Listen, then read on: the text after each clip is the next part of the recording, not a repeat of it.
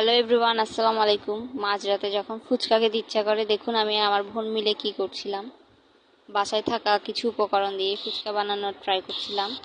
আমি তো তেমন কিছু পারিও না, আমার বোন মাশাআল্লাহ তাও সাহস করে বানাচ্ছিল।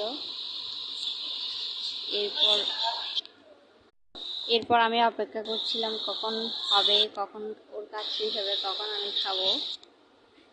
তারপর দেখুন ফাইনালি কিছু কিছু পরিমাণ হয়ে গিয়েছে। এরপর আমি টকের কাজটা সেরে ফেললাম।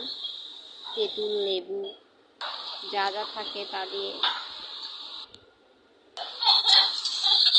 তা মিক্স করে ফেললাম। এখন এখানে আমি পানি ঢেলে দিলাম। পানি ঢেলে সব নেড়ে চেড়ে আমাদের টক রেডি। এরপর আমাদের ফুচকা রেডি।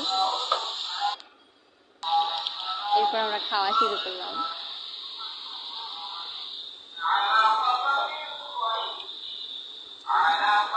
খুব টেস্টি ছিল। থ্যাংকস ফর ওয়াচিং, বাই, আল্লাহ হাফেজ।